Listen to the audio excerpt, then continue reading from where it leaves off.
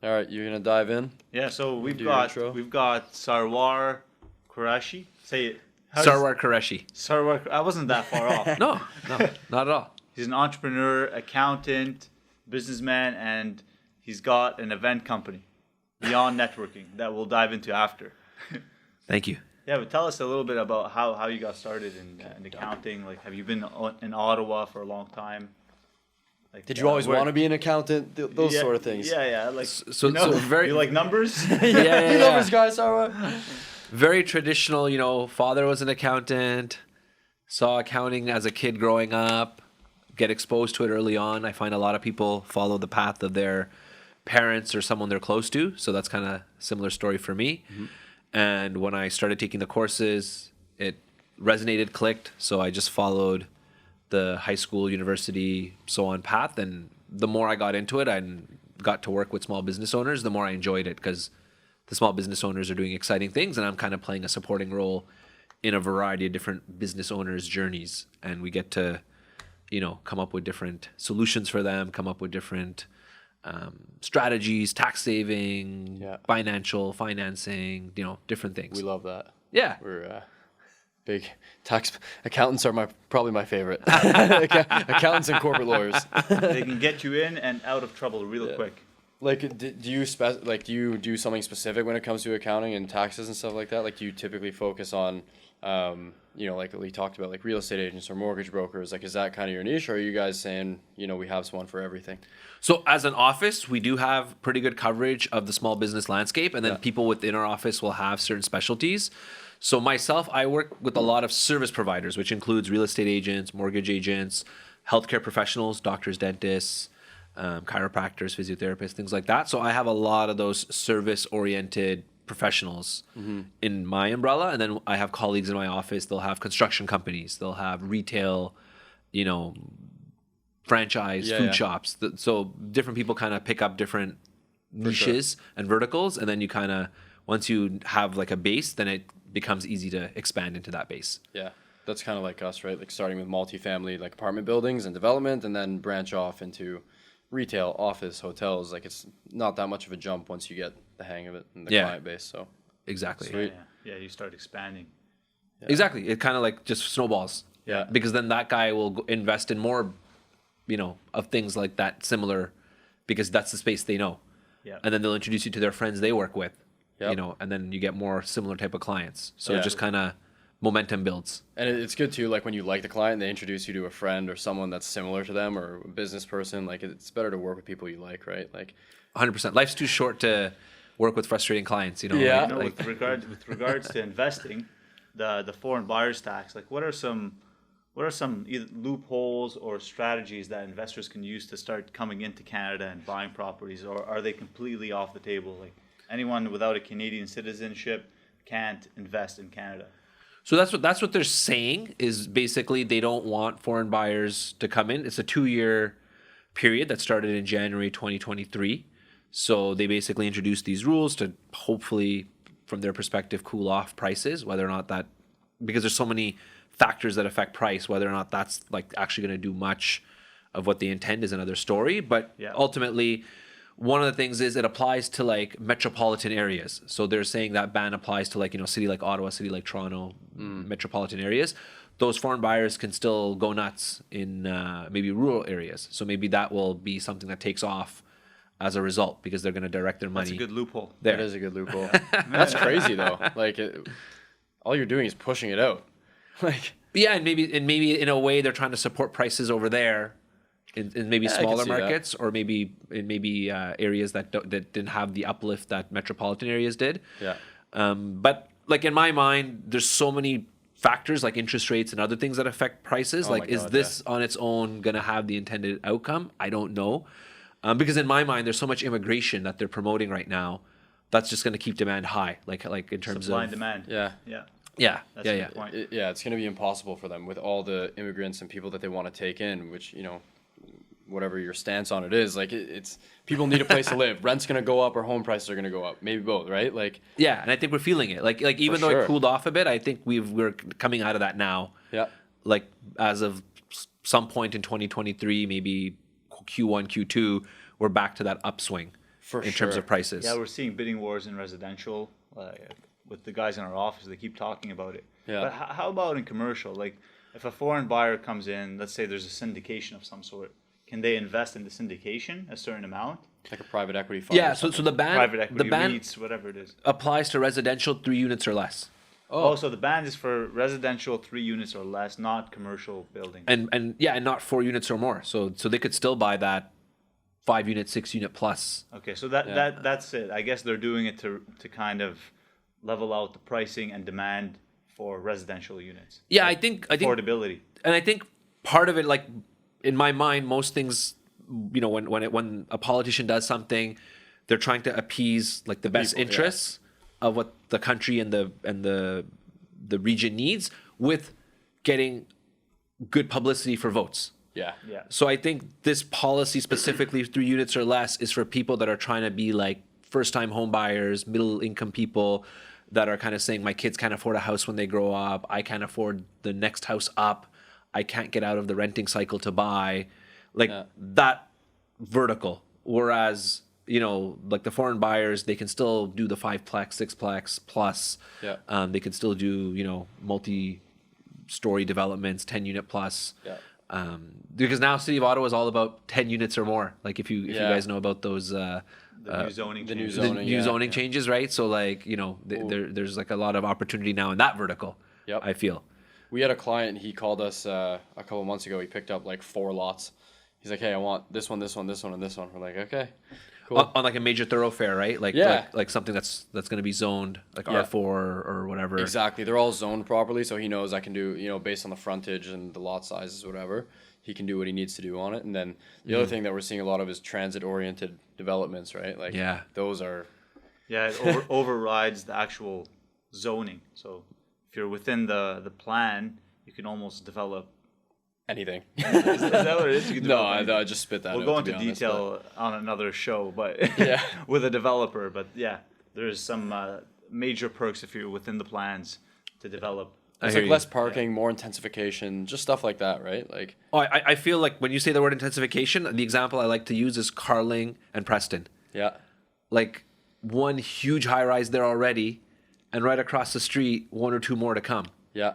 So they're gonna have like 3 or 4, maybe more high rises, all like on corners of each other. Yeah, and Preston's booming. Yeah, and it's like Yeah. once one of those guys, like Claridge built it, and then like Lauren from, you know, Mastercraft Star with those guys built theirs, and then like there's another one. Because how are you gonna go back to the city and say, hey, you let all these guys do this, or how are they gonna go back to you and say, you know, no, you can't do it, Yeah. right? Like, The dominoes effect. yeah, and I think, you know, how you're pushing for more housing and affordable housing and whatever, but you're making it difficult for people to actually build. Like, you can't do it. Like, you got to pick one, right? No, I think the new changes are kind of pushing towards easing. Like those new changes, they're kind of like they have timelines now that they have to meet. They're trying to get people going. Going. They're trying to cut the red tape in some ways. They Yeah. did, especially for anything under 10 units. You can just build it much quicker than before, where you would need a site plan approval. Yep. You'd get complaints from Neighbors. neighbors and just causing a shitstorm of problems before you can develop. They've kind of removed some of the Exactly. loopholes or Yeah. Exactly. It's process. almost like a nudge. Faster. Like, Yeah. like go nuts. They want it. Go, you know? They need it in some ways. 100% they need it. Yeah, like you know, a bungalow on a 200-foot lot in a city that's tight for housing. You know, like they know, hey, Yeah. there's potential here. Yeah, I mean, like, with whether it's a secondary dwelling unit or a coach house, whatever you want to do, right? Like, there's so many opportunities. So I think, yeah, like, that's interesting that the foreign buyers thing is just 3 units and under. And 3 units and under. It's 2 years, so we're already like 6 months into it. yeah. You know, so we're maybe. You know, it makes sense that they did that in a way, because there's a bunch of investors just coming out buying single homes Yeah. and either leaving them empty or just renting them out. Yeah. They're really eliminating Yeah. The stock, the yeah. local stock. Yeah. And sorry, go ahead. Well, I was gonna say there's a secondary tax that like the city of Ottawa introduced for the empty dwellings. Yep. So if you, like the vacant, We've had to fill out Oh tons my of God. those. like the vacant tax. Yeah, so priority properties, yeah. so to your point, they're also trying to crack down on that. And other cities have similar declarations where if you have a property that's vacant, and you don't have one of like the exemptions like renovations or whatever, then they're trying to tax those people as well. And that's not just foreign, that's local as well. Like you and I would have to fill out those. Yeah, we did. We sent it to the property manager to do, because it's 6 units and under, right? Like anything over 6, you don't have to do. Thank God. I thought I had to do it for like we have a lot, and I'm like, dude, I'm not doing any of this, right? But like, what do you think about that? Because I mean, I kind of look at it from my perspective as a landlord, and I see it from the city's perspective and saying, hey, we need housing, we need affordable housing. Like I get that, but I'm looking at it from a landlord perspective where, like, if, you know, someone who doesn't have the risk tolerance, or someone who maybe has been burned in the past with a tenant, right? Like, you know, I'm sure you've heard the horror stories at the LTB. Like, these guys cannot pay for a year and a half, and then you go to the LTB, and it takes another 6 months, and then you finally get your hearing and whatever, and they're saying, okay, well, put them on a payment plan. Okay, well, they breached the payment plan. Now you have to go back, and now you're getting evicted or whatever, right? Like, it's a 2-year, 3-year thing. So some of these people, I think, are just saying, look, I don't want to take that risk. Like, it's my property. I pay the taxes. I pay the utilities. I paid for it. Like, whatever. You know what I mean? Like, I'm with that perspective more so, because most of my clients are the investors, the landlords. Yeah. And I think if they want to alleviate the issues of units not being rented, I think a better solution, or something they also need to work on, is that LTB process. Yeah. Is that process for landlords to feel heard, for things to be expedited, for that process to move through the system. Because to your point, I've heard similar stories, you know, that there was so much damage in the unit, that they weren't able to evict it during COVID, and all the rules that they had specific to that time frame. So if someone owns the place and it's like, I'd rather just leave it empty and eat the utilities and mortgage and all that, and I'm still ahead, or I'm still willing to do that, well, why not make it easier to get those people's voices heard? So if you do have an issue, maybe there's a quicker LTB process, or a municipal local version for your area, for your region, that doesn't take as long, and that can maybe expedite things. I agree. Like, I don't think a vacant unit tax is the answer. I think that just pisses people off. I think getting more efficient where you need to be to solve the issues, like you just said, that's the solution, right? And it should be logic based. Like, I mean, if you're going in to kick out a single mother, like, yeah, you're a dickhead. Don't, like, obviously, right? Of course. But if it's someone who's not paying rent and they have the means to do so, they're just saying, no, I'm not going to do it because they can hide behind the rules. They know. They or know someone the rules. causing problems, like in our buildings. Like, we have a guy kicking down doors and throwing racial slurs, like, and the LTB is like, real damage. Sorry, guys. Like, he's paying his rent. I'm like, okay, but he's harassing people, man. Yeah, this is a huge issue. 10 complaints, right? Even though half the building wants this guy out, there's police reports. You still can't get him out. Yeah. It's like, Doesn't what? make sense. Like, when do you draw the line? When he physically assaulted someone? When he kills someone? Right? Like, Yeah, it could only get worse from here. like it should be logic based, I think. And anyway. Yeah, they're not so quick to arrest people. Yeah. It's too expensive. Yeah. Yeah, and I mean, maybe there's other sides of the story, like not in your case, but like, you know, people got arrested, you know, wrongfully or whatever. But I think having a more agile, responsive LTB process would solve some of those issues about the vacancy, because then people would be like, hey, if we do have an issue with the tenant, we can go this route. We have solutions, like, or we can get a solution within 3 months. Exactly. It's not like you said, 6 months, 1 year plus waiting. It's, the worst is, like, it's one thing as an investor, or if you have partners, whatever, that you can kind of help eat the cost, but like, it's the worst when you see these first time home buyers come in, they buy a house, it's tenanted, notice was served properly, everything is good, they go to get the keys and move in, and the tenants are like, hey, joke's on you, not moving. I heard of a story like that recently. Yeah, well, like with Kev, like not a lot, but I think he had like 2 or 3 instances, someone in our office, a residential agent, like, just the closings, you know, they went through, but like, tenants are just not moving, and now these guys are homeless. Closing day comes up, tenant's still there, holding it down. Yeah. The gatekeeper. Yeah. I know my rights. Yeah. They want a payday, maybe. That's it. want But a it's like, you know, in this instance, poor girl, like, in her... One of our tenants, actually, that happened to them. Yeah. They served Recently. notice, to move, and then, you know, younger family, you know, expecting a child, and then bought a house, all excited, getting out of our apartment building, and boom, no, we got to stay. That's guy's crazy not amount of leaving. stress. That's a Yeah, we told crazy. them no problem. Like, just stay as long as you need until your situation's resolved. See you in 6 years. Yeah. Yeah, but so I wanted to ask you too, like about how do you approach kind of structures? Because in our business, we hear a lot about like, you'll buy a property under whatever it is, 123 Avenue Inc., right? And then within that holdco, maybe I want to hold my shares personally, and then Jack wants his shares in a corporation. Like, I understand it's probably a loaded question and probably deal dependent, but like generally, what do you see, I guess, is most common and most, I guess, effective for people? Like, is it better to hold things in a corp or hold as a trustee and then you're personally the beneficiary? Do you know what I mean? Does that make sense? Yeah, so there's different pros and cons of all structures. Yeah. So that's why there's no general one size fits all. But most of our investors and buyers, they eventually reach a point where they see value in using companies and trusts. Yeah. So investing personally is maybe at like the beginning level, your first deal, your first, second, third deal. You don't have a company yet, don't want to set it up, don't Yeah. know what that entails, want to see how this one goes. Personal is maybe simpler or the way to go. Yeah.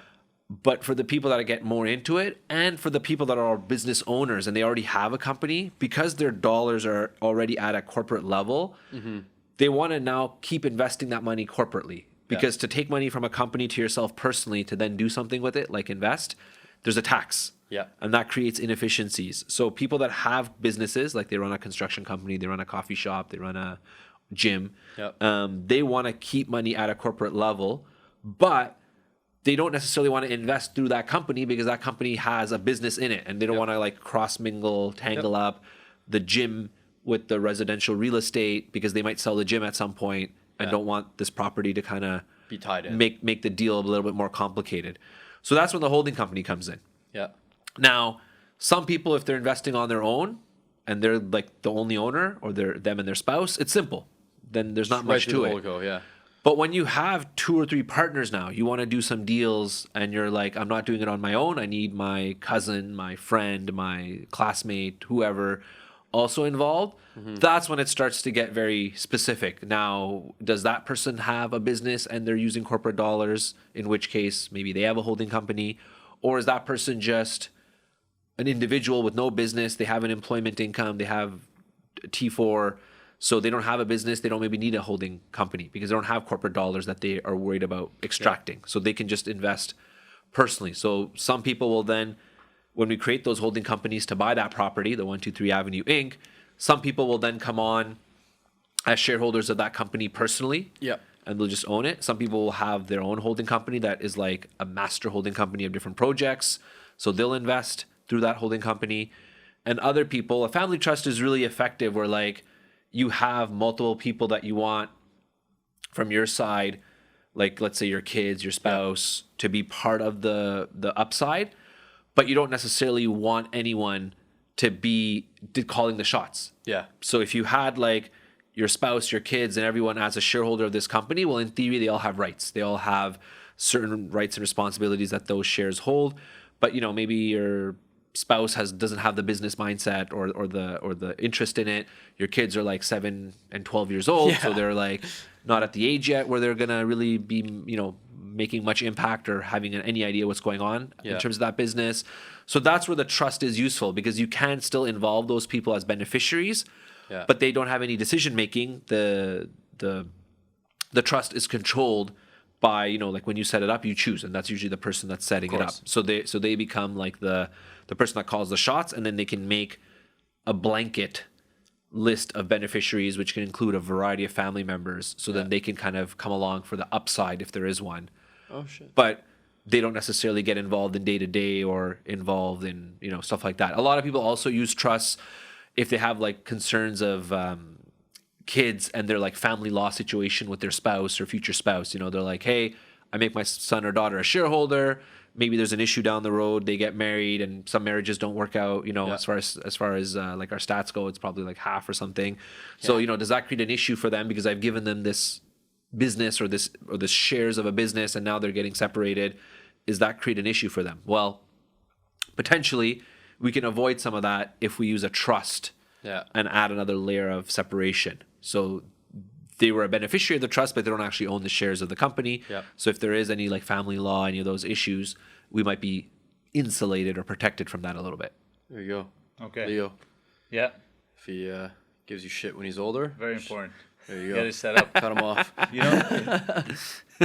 Going back to the business owners using their funds to purchase. So let's say you're a gym owner or a coffee shop owner, whatever it is. You've got your cash in your business account. Now you want to buy a property in another like corporation that you formed, and you want to transfer those funds to that holdco, which is going to use the funds as the down payment for that property.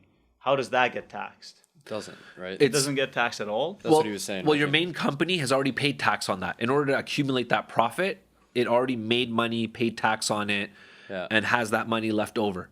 So basically, that money, a very simple example would be your company that made the money and paid tax on it is now loaning that money Yeah. to your new company. And loans are tax free. So basically, this company that's been around for 10 years made, $1 million over 10 years, has it saved up, paid tax on it along the way, is saying to holding company, here's $1 million loan, it's tax free. Now that new holding company can invest that money and repay that loan. So you don't get taxed unless you're paying it out personally. Yeah.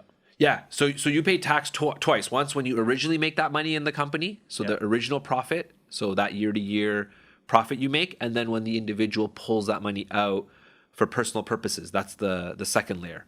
So those two things could happen in the same year. Like one person could make $100,000 in their company and pull it out, so they pay corporate and personal tax at the same time. Extortion. Or Pretty much. they could make some money in the company and not pull it out right away, pull it out later on or in parts or Yeah. chunk it up into separate years, and then they pay personal tax on it as they pull it out. I think that's what I do. Like, That's the perk. That's the perk of having corporations rather than buying your personal name. Yeah. I Exactly. You have it's like a tap. You can turn it on and off. Yeah. Have as much or as little as you want. Yeah, which is good because I mean, like, I remember when were we able to incorporate as agents? It was like 2020. Not I that think, long right? Recently. Yeah, it's pretty recent. And like I remember looking back at the taxes I had to pay personally, I was like, man. And then doing the corp like within a year after that, I'm like, that's how much I would have saved. Like that's crazy. Yeah, we're lucky. We're lucky. Imagine all the guys who have been doing it for 50 years, how much tax they pay. Oh my god, man. Exactly. So it's a relatively recent thing for realtors with the prex. Yeah. So obviously the people that didn't get to take advantage of it, that's nothing we can do about that now. But now we're getting everyone on that boat because some people are still not on that boat. They didn't Insane to No me. way. Well, Well, they were too busy. They weren't sure. They're still thinking about it. Or there's maybe a- like They're the not income making- too. yeah. not making right? enough. But that's part of the education. So when that thing came out, it was all about, hey, here's the benefits of a prec. Here's how it works. Here's what you need to know, and get people either set up for it now or informed so they can make those decisions and maybe. Yeah. Well, I feel like if personally you're doing 30 to 60 or 70K, like I don't think a prec would make that much of a difference because you're probably going to pull that out anyway to live, right? Yeah. So the first question we usually ask people, like if they're an agent and they are thinking about staying self-employed or getting a prec, is how much do you make net after expenses, and how much of that do you need to spend? And if the answer is all of it, or most of it, or more than what I make, I'm trying to make more because I need to spend more. Yeah. Then we tell them, hey, there's no benefit yet. So some people are in that stage because maybe they just became a realtor 2 years ago. Yep. They're getting up and established, and they're not quite there yet. But once they flip that point of I'm making way more than I need and I have extra money left over that I would otherwise invest, well, if you're not incorporated, you're paying a higher rate of tax and you have less money to invest. Yeah. So we definitely want to get you incorporated. We definitely want to take advantage of the tax savings, and now you have more money to invest. So isn't it like personally if you're making over, I don't remember what it is, like 150 or 200 grand, it's like a 53% tax margin, and then if you're incorporated, it's like 20 or 22 or something like that. Welcome Even Canada. less. Even less. Welcome Yeah. Canada, folks. Yeah. So over 200, you're kind of in the 50% bracket. Yeah. In Ontario, they have a special tax at 220 plus. You're at 54%. So that's the highest. That's Special. Yeah. Yeah. Special tax. Yeah, that's the special high rate of tax. Every year. 54% of your income goes to Queen Elizabeth. God bless her soul. Yeah, that's So it crazy. really adds up, right? And then corporations, 500K and less of profits, 12 and a half. Yeah. So we're talking like 54 and 12 and a half for most people, that's a no-brainer. Like just that savings right there is huge. And that's why salary is tough. I'm getting flashbacks now of of pre-prec days. Yeah. Yeah, that's crazy, man. Like that differential is huge. And why do you think they do that? Like, do you think it's to like?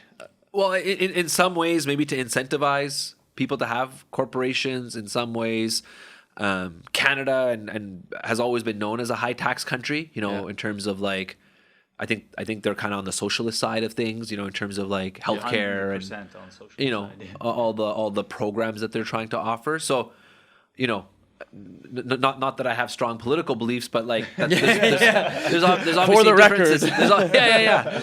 There's different ways you can run the ship, right? Like run a business, run a country. So they're kind of leaning on that side of it. So obviously because when you think of the 54%, that's just tax, personal tax. There's also we pay property tax, we pay HST, we pay other forms of tax, right? So when you add those together as well, there's more taxes. Like today I bought something on the way here, QST, right? So like welcome to Quebec.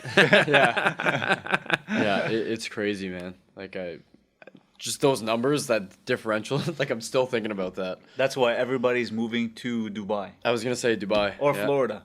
Dubai. Well, Florida they have a non-resident tax too, right? I don't think it's crazy, but well, some people become residents. Like I had a number of clients that over COVID, that especially during COVID, because like the restrictions were so tough at some points, that they felt they wanted to pick a place that aligned with their viewpoint. Like some people's viewpoint on different things aligned better with because even within USA they had different viewpoints, right? For sure. Like if you look at the rules in Florida versus New York.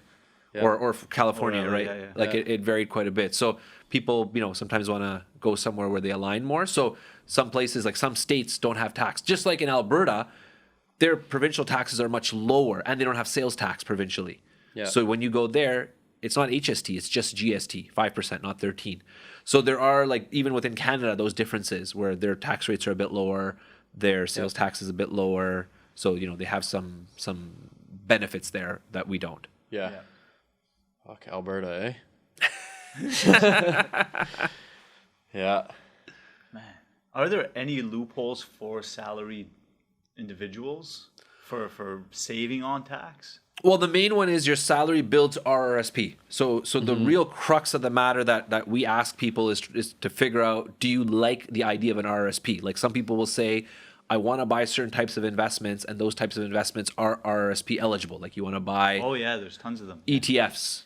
You want to buy. You want to have like a guy doing like a CFA doing stock trading. Buying and selling shares of different you can things. do real estate too, can't you? Some types, You can do private lending. You can do private lending. You can use your private RRSPs lending. to private lend and make around 10%. And you can invest in companies like Ryokan if you like that type of investment. We love Ryokan, Yeah, we like them. We work with those guys sometimes. Yeah. So if you like certain types of things that are RSP eligible, and you were going to invest in those things anyways, then RSP makes a lot of sense because the money that's in there that's invested is tax free. So if I buy, let's use Ryokan as the example, personally, non-registered account, when Ryokan pays me my distributions, interest, dividends, all that type of stuff that it pays out, that's taxable income. I got to pay tax on it. I consider that a drag on my return. Because my return is net of the tax I have to pay on it.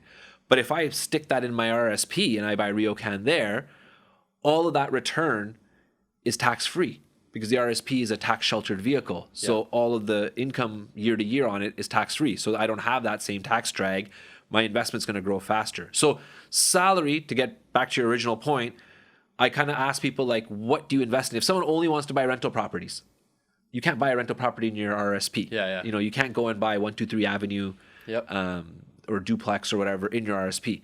So if that's what they want to do, RSP is not going to help. But if you're open to diversified, I need some of these different things, sure. I just thought of something, but I just thought of it now, so I might be wrong. But what if you somehow send it you private lend it to yourself? So if you use your RRSPs, pull a private on it, and then send the money back to yourself somehow and buy the property. We might need to get 2 or 3 more people at the table to see what the moving parts of that look like the investment person, Yeah. like the person that does the private lending. But sure, there could be creative ways. Well, yeah, because you're pulling it out personally, lending it to a corporation, right? Well, what that would happens? buy the Well, what property. happens with private lending is usually there's an institution. Yeah. Like the institution is RSP approved, so you would go to that institution and say, like to use an example, Westboro Mortgage Investment Corporation, Northland Financial Inc. Northland Financial Link, right? You would go to one of those institutions and say, hey, I got money, it's in an RSP. But like if I just went to, I got money in my RSP, Jack and Barra, here's a private loan, that doesn't work. Okay. Because he's probably not registered to receive RSP money. Gotcha. But those financial institutions are. So if they are, Northland Financial, then we can send money there, and then the people there can then... Distribute it however they see fit. Well, they probably have rules to follow because they're like a registered investment company. Yeah. So, they can't just like do whatever they want with it. But as long as they follow their rules, yeah, then we can kind of follow that path. Look at you you know. finding loopholes. This is great. Hypothetical ones, Yes, of course. hypothetical. Wow. What were we talking about before you brought that up? Because I had a question about it. Did you? Yeah. We were talking about... Sanwar, what were we talking about? I mentioned the RSP salary. Oh, right.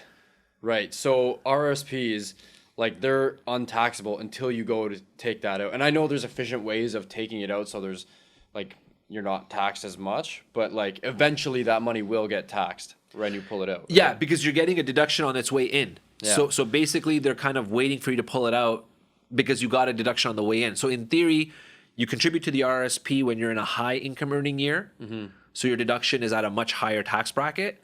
You retire, you're not working as much or don't have as much income coming in, maybe some passive income.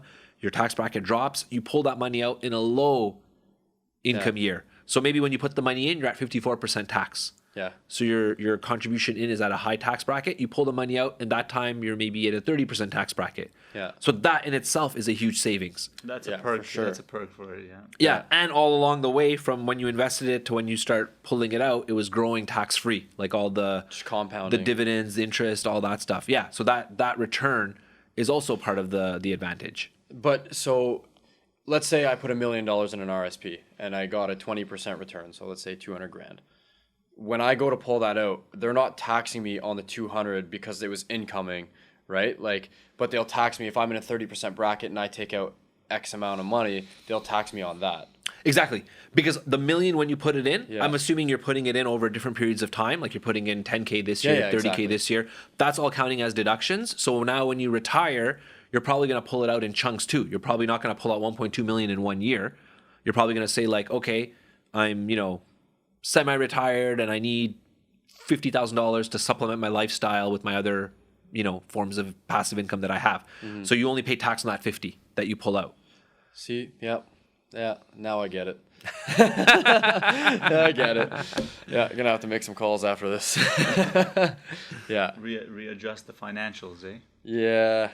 I mean, a little bit. Cool. You have any other questions about tax stuff? Yeah, I mean, I gotta pull up what we had written here. Yeah, because They can- I had some questions about your event. networking? Yeah, the networking and stuff like that. But I'll make sure he's. Yeah, we good can to just go chop first. this part. I forgot where the hell I sent that email. He said chop this part. Do we even have a chopping team anymore? Take it back to the chopping block. G-Man, chop this part. Who's G-Man? G-Man's the guy who edits here. Oh yeah? Yeah, Okay. yeah. So, Yeah, that's crazy. RSP thing makes so much more sense to me now.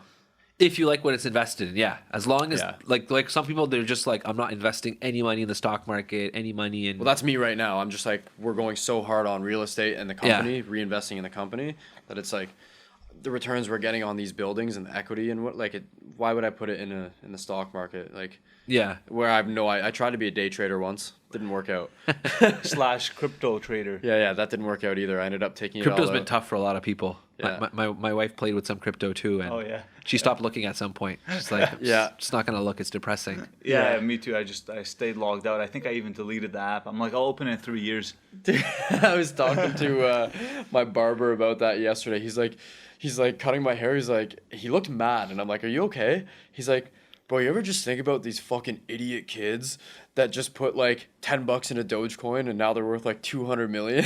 I'm like, and he goes, me and you are here busting our, and he's like, he's well off. Like he's got a lot of properties. His business is doing great, but he's so mad about it. And I guess like, it's this kid he used to make fun of in high school is like driving around with 2 Aventadors now. He's like, Wow. like they're friends, but like they used to make fun of the kid and whatever, right? And Some people really hit it big with that crypto. Yeah. Yeah. So it's yeah. So many ways to make money these days, man. It's crazy. Well, right now I feel like a lot of businesses are suffering. There's like I'm seeing like firsthand a lot of people and businesses taking a hit right now from whatever the hell's going on. Yeah. Like if you want to call it a recession, whatever it is, right? Like I'm sure you're seeing it as well, right? Like there's a lot of people taking a hit right now. I feel like we live in a time of haves and have-nots. Yeah. So I feel like there's some people just taking it on the chin. You know, they're having like the tech industry. There's like tech layoffs. The last couple months, Shopify's in the news. You know, some of these really, really big companies that we think are big brands, well-to-do, and they're laying off thousands of people. Yeah. Look at Bed Bath and Beyond. Nordstrom, Canada.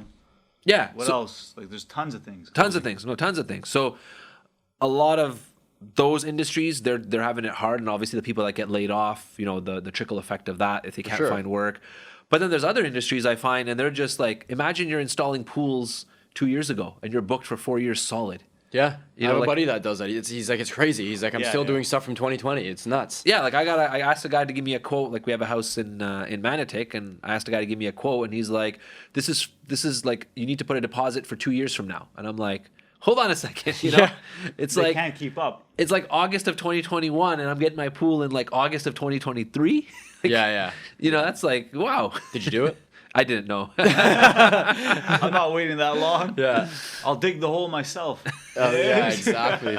So some industries, they're just like reaping the swing of the pendulum, you know, like For sure. Imagine you're in renovations, you're in building decks, you're in landscaping, you know, Yeah. some industries, yeah. they just boomed and they're still kind of booming, or they're still reaping those rewards. So like, I just feel like the trickle of money switched a bit, you know, in terms of Yeah.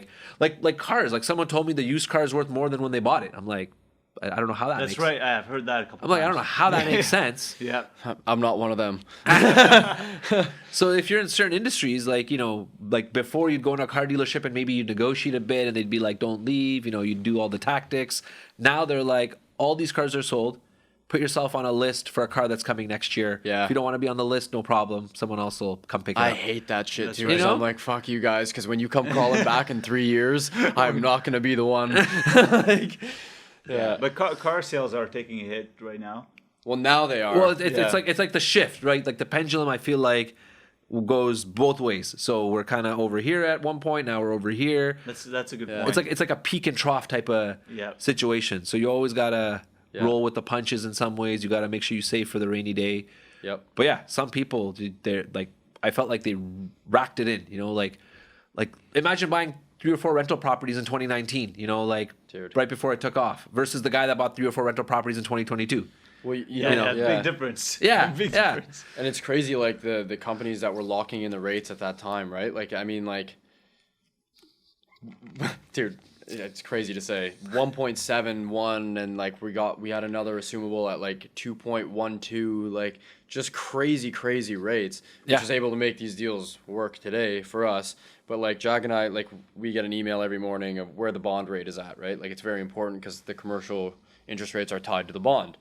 So when we get that email, like a couple months ago, not even a couple months ago, probably about a month ago now, like rates on the commercial side dropped down. The bond was at like 3%, and I think it was like a 60 basis point spread at the time. So these guys were getting rates at 3.6, like 5 and 10-year money, like relatively a little bit different, but still sub 4%. Yeah. And now today we check again, like they're at 3.6, and it's like a 85 basis point spread, and it's like, okay, well, That's a shift. Pretty That's big a shift. difference in 2 weeks. Yeah, literally 2 weeks. It happened. Like, and when those rates drop back down, we probably had 4 or 5 clients call us, say, "Hey, Wave, we're locking the rate. Fuck it. Like, Yeah. we've seen enough of the deal. Like, like this is what we're waiting for. Go."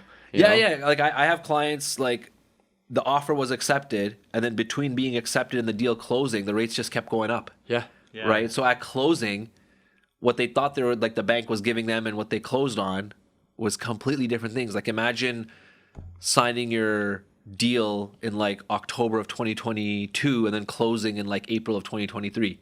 Yeah. Like the rate went from like here to like here. Yeah. Some people didn't even close. They're like, Yeah, they exactly. just threw in the towel. It's not worth closing. Yeah, we had one of those. They'll and lose then- their deposit. Yeah, we also had one, like one of our personal buildings that we were going to refinance. We were expecting X amount of money back on refinance, and it ended up us having to pay $20K.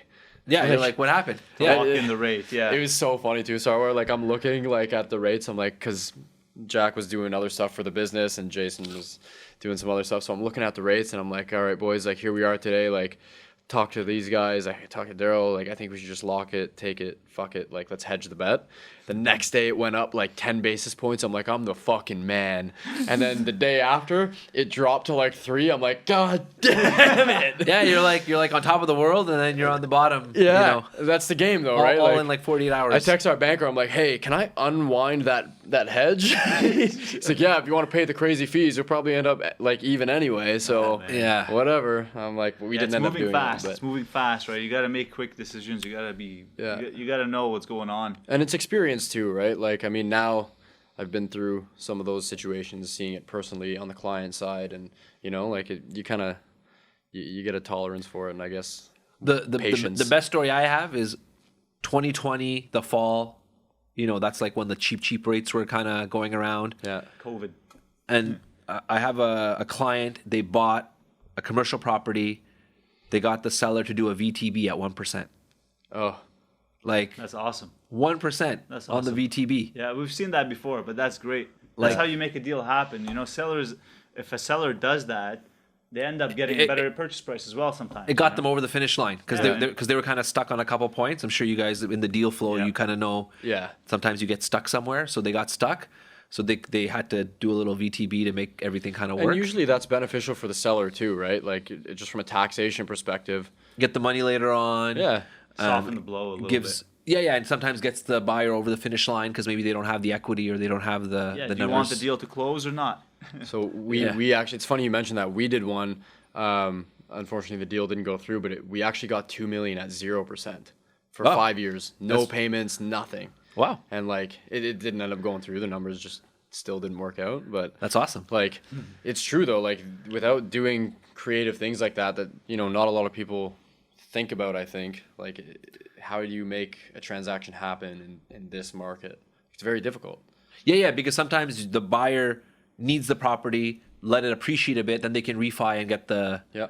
the VTB off, or they need to do the fit up and they need to do the rents Yeah. at the higher rates. Then the numbers work. Yeah. And then they can get so like well, yeah, whatever the reason is, or it's a way to get some like commitment from the seller, like you know you're not selling me a lemon. Yeah. You know, like the VTB shows that you're confident that you know this thing will generate and get you paid as well. So Yeah. there's like a number of different like skin in the game or different like things that you could look at it. But yeah, we kind of see that as a like a tool in the tool belt. Yeah. Sometimes you got to pull it out. Promissory notes, VTBs. Yeah, all the fun stuff. we're seeing deals. We're seeing deals come back on the market like no tomorrow. Yeah. Like goes conditionally sold on MLS, for example. Me and Justin look at each other. We're like, it's coming back to us. And I'll tell the agent too. Like I literally, because we'll submit and they'll say no, sorry, like We're going with someone we're else. going with someone else. And then Yeah. all right, guys, listen. When this doesn't go through in 30 days, call me because I'm gonna be the one to buy it at this price. And it's happened twice in the last month that's happened. They Wow. call us back and they're like, hey, all right. And Like, we're yeah, sending offers with no conditions, but at a lower price, or than the person who gets it accepted at a higher price, but puts 60 days of conditions. Yeah. You know, who are you going to go with? Well, like it depends on the person. I'm sure you see that too, right? Like people who have investment properties that are looking to retire. Like, for example, if I send you something at 1.2 million unconditional, or someone sends you something at 1.4 or 1.5, but 30 days, That's like a big difference. I'd say like 1.3. No, but that's what the real numbers were. Like I'm using a real life example. like, I mean, as a seller, you kind of maybe you get greedy, right? You're like, hey, the That's what you I'm know, saying, right? It's like a 15% bump in that case. Yeah, For if sure. it's that much higher, I'd take the risk personally. I would too, but that's my point, right? Like, what stage of life are you at, right? Yeah. Like, are you looking to retire and you want to cash that out, and that 30 days doesn't necessarily make a huge difference to you, right? Or are you like, hey, I just need to get the fuck out of this and reinvest or redeploy this somewhere? That extra 200 grand, yeah, it sucks, but I'll make up for it in the one that I want to place my money into. Like, it just depends. Yeah. So it's like the seller's frame of mind piece of, but sometimes a higher number just stands out, even if it's $1 more. Yeah. You're You preaching to the choir, man. I look at that all the time. $1 more with like all Yeah. these conditions. The conditions don't matter. It's the, like what's Dollar the figure. price that I see? Yeah.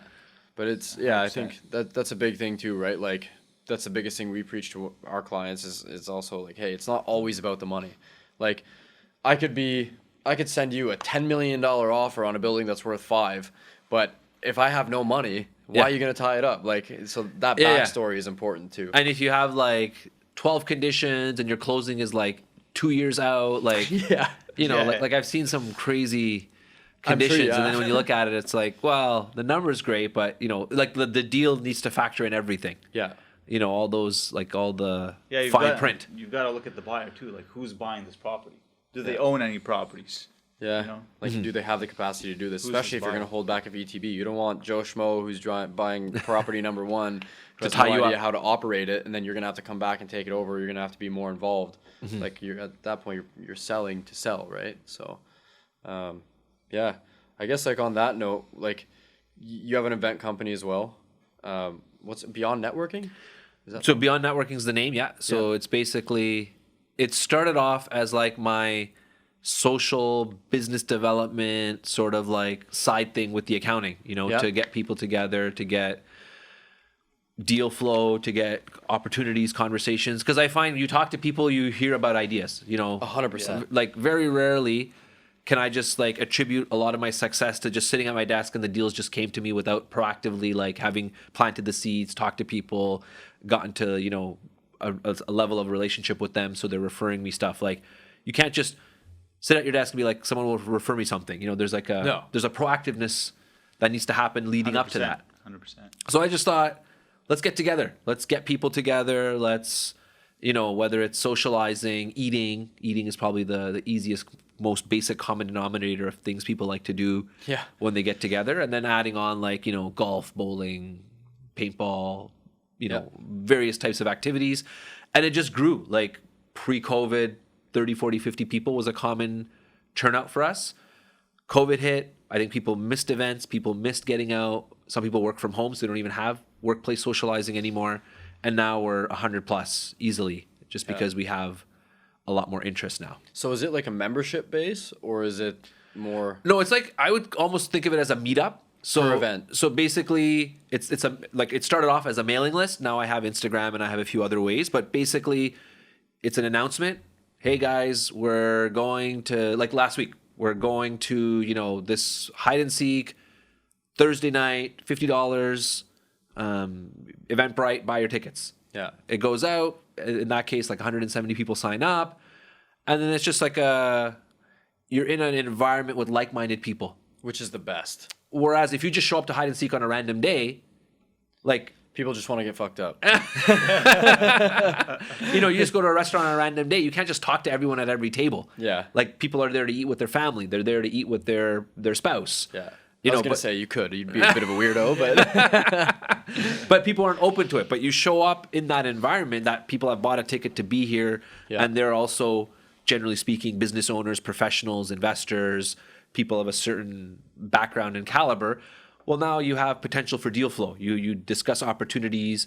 Hey, Yeah. I got, I'm trying to hire 2 positions. I can't fill them. And someone's like, oh, I got a couple extra people I interviewed that I don't need, or, hey, I'm trying to, I'm in the landscaping space and I need to do something to stay busy in the winter. And the other guy's like, oh, you could, snow removal maybe or whatever, right? whatever it is. Like, that's kind of where the ideas get planted. I feel like talking to people, getting ideas, is what takes it to the certain things to the next level, maybe to the finish line. Yeah. You get the right connection. Maybe you talk to someone who knows about that off-market listing Yeah. that can say like, oh, you're looking in that area? Maybe I got something for you. It's not an MLS, Yeah. or whatever. And then, people start connecting for coffee or having a call afterwards, and one thing leads to another, and now they're able to do business together. Yeah. I think it's funny. I had this conversation with a coworker the other day.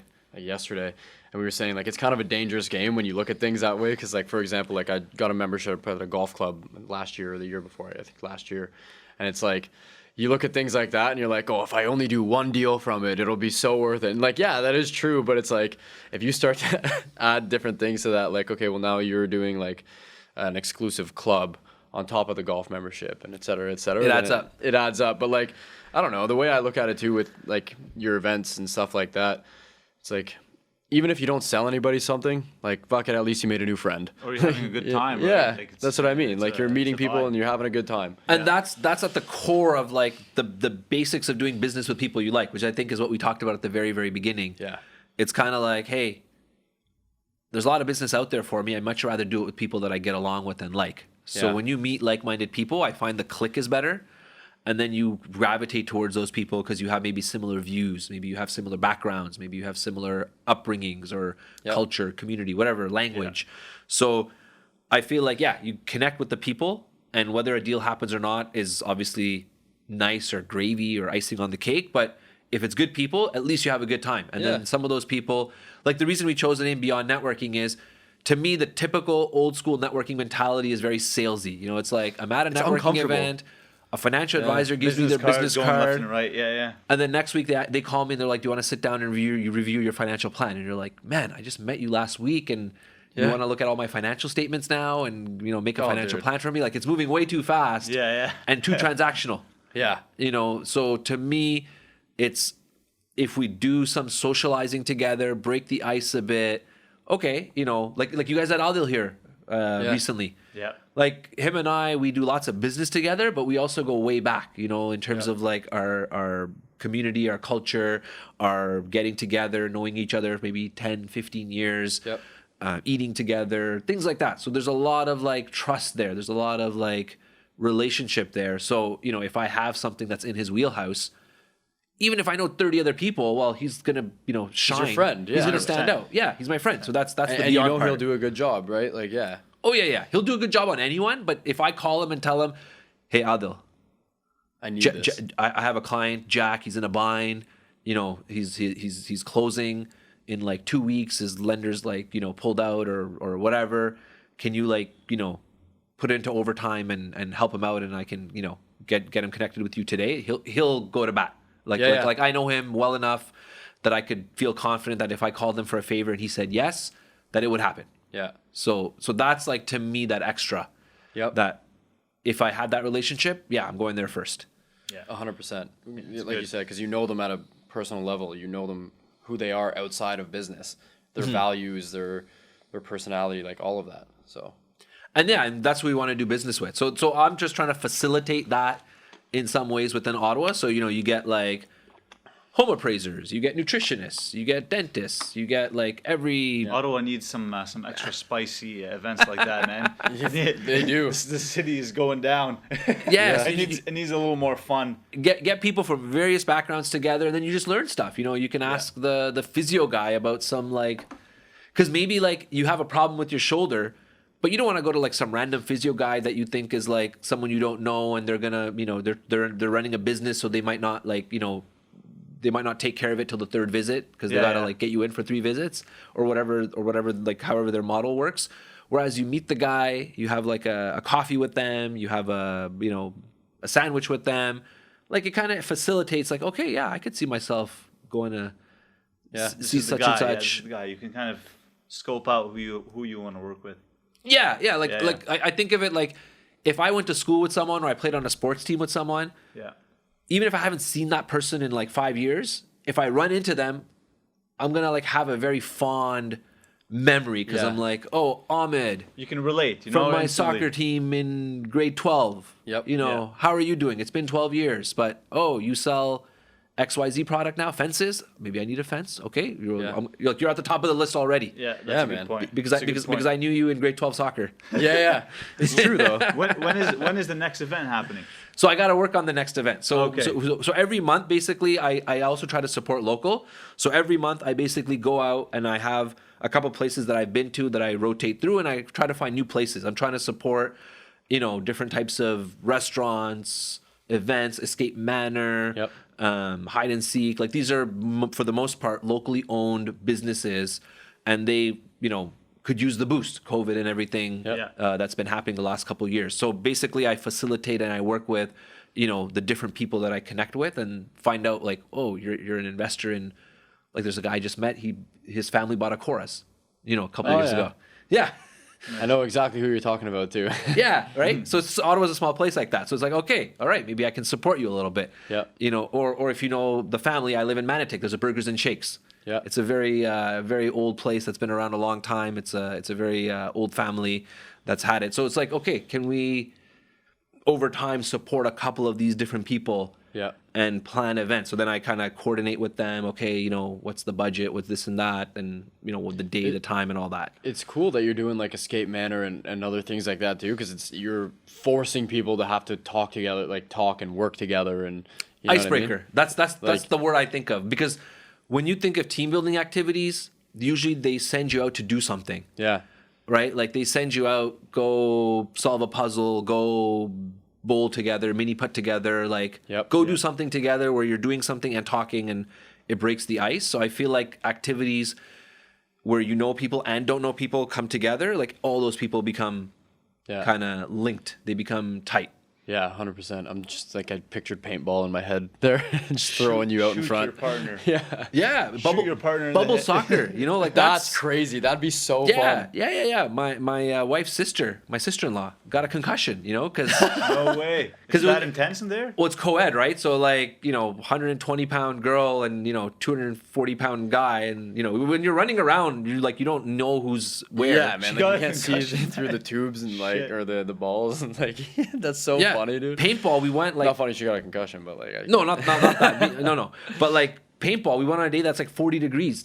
Someone got heat stroke because it's you're wearing the full getup. Yeah. You're outside for 6-7 hours, sweating the whole day. Yeah. And it just adds up and weighs you down. But those are the war stories, right? Those are the stories that afterwards you're like, oh, remember that? Adil was there. Yeah. A bunch of the other. That's crazy. Yeah, you never forget. You never forget. Then you're just for the rest of your life, you're telling that story. Yeah.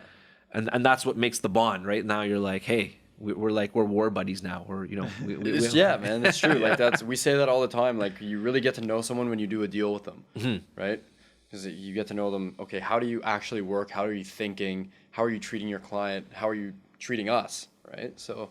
And after that one experience, then pretty well, am I gonna go back or not? Yeah. Like after that, you're gonna be like, there was some sideways stuff about that person, or part of that experience that I'm just gonna stay away. Yep. Or you're gonna be like, no, everything was aces. Even if it didn't go through, if something else comes up with that person, that person stand up, that person left a really good taste in my mouth. Yeah. And I'm gonna, if there's some options, I'm gonna pick the one that has that person involved, if possible. So where is the next event gonna be? Low key. What spots are you thinking of? What's the theme gonna be? So there's someone getting paintballed, we're swimming, outdoor activities. So we have done pool parties before, so we've done that type of thing. So the summer lineup includes outdoors type of stuff, just because the weather's nice. We wait 8 months of the year to have nice weather, so we might as well be outside. So now the other big part of the events that I do is I try to bring videographers and photographers. Yep. Because I find people, when they go out, if there's nice pictures being taken, my last event had a photo booth. 4-hour event, there was 361 photos, because the photo booth operator sends me a link with all the photos. Booths are big. Yeah. And as the person that hired the photo booth person, you get the full list of all the photos that were taken. It's all part of their app or whatever. Yeah. So crazy. I was just mind blown. 361 photos in 4 hours. That's literally I didn't do the math, but that's literally people were just lining up the whole night. And some people were just there for 12 photos in a row, and then the next person came. So I feel those types of add-ons to the events, videographer, photographer, making those Instagram reels at the end. Yep. That's a really nice touch. So we're gonna try to do some more. I'm thinking a summer soiree, a nice outdoor space. We're talking there's a place called Tavern on the Galley. Yeah. It's that's new, eh? They had Falls Tavern on the Hill, and now they just did that one at the art gallery, right? And it's kind of outdoors. Yeah, it's very nice. It's kind of got the nice vibe. Yeah. So a space like that. There's some nice restaurants in Ottawa that have patios. Yeah. So trying to do something on a patio with the nice weather that we have in the summer. I live in Manotick, so last year we did like a family friendly thing. If people have kids and they want to incorporate kids, because I feel like sometimes with networking, you feel like, oh, I gotta like leave my spouse at home because someone has to stay home with the kids. So Yeah. it's kind of like you're separating your family time from your networking time. Not to say that I always want those two things to be combined, but once in a while, it's not a bad thing to be able to bring your for your wife and your kids too, right? Like the social aspect of putting them in an uncomfortable spot where they're kind of forced to meet people and talk to people. It's probably good for your kids' social skills, right? Like, and they learn. Like I remember, like as a youngster, like you would go with my dad, and like just sometimes sit there while he did his business, and you'd like maybe not be part of it directly, but you'd like learn by being there. Yeah. Like by like listening, like, oh, okay, that's interesting. That's that's interesting. how RSPs work. Yeah. Yeah. So we do like a picnic in Manotick. We get some food trucks. Last That's year, cool. we had Mary Dairy ice cream truck. We get like outdoor activities, bouncy castle, almost like a summer festival. We That's just fun. throw Yeah, like a let me little know if summer that party. happens. I'll bring my kid. Let him jump around and stuff. There you go. You can't even jump. He can jump, man. I'm gonna make him jump very soon. It's like one. With kids, everything changes month to month, right? So depending on how old your kid is, in like 2 months they might be running or they might be now jumping. he's walking. Now he's just starting to walk. Exactly. Yeah. So like in 2 When months, does the jumping come? 2 months? I feel like at first, like my kids are 6 and 3. That first like couple years, something's changing. Like Yeah. talking, walking, jumping, crawling. Like That's crazy. there's something happening. You gotta be ready for action. I think I'm ready. Yeah. Like day one, they're not moving. You put them on a table, you're not worried. Yeah. 2 months later, they could roll off the table. So now you're like, I can't just leave them on a table or a bed Yeah, exactly. unattended. That's stressful. Yeah. So now you gotta like, baby-proof stuff, and then they're crawling. So it's like all your glass furniture and all your sharp edges. You're like, oh, I can't. I'm not a bachelor anymore. This is Yeah, crazy. Yeah. Secure the premises. So that's kind of what we're gonna try to do. Another one that we're thinking about is Red Blacks. That'd be crazy Football too, yeah. game outside. They got some spaces in the stadium that are networking friendly. Like you're standing up to watch the game, not sitting down. Yeah. There's food and drinks accessible, almost kind of like a outdoor bar type of area. So we got some contacts there. So those are like the summer lineup of stuff that we're gonna sort through. There's no specific dates as of right now to announce, but once I do, Okay, we'll be on standby. you'll know. Yeah, we'll put Yeah. the link to everything, like the Instagram and the website, whatever, in the description below. I don't even know if we have descriptions. I don't look. Leave that to Yeah, we him. can create them. Yeah. All right. Sweet. Well, this was good. I think we got a lot of info. Yeah. And this was really good info for accounting, events, loopholes, Hypothetical ones. hypothetical Always, loopholes. we're always hustling. Yeah. Yeah. Yeah, Well, we'll always put all be your hustling. contact info together, and we appreciate you coming on, man. Thank you. Thanks, I Sarwar. appreciate This was it too. awesome, man. My pleasure. Sick.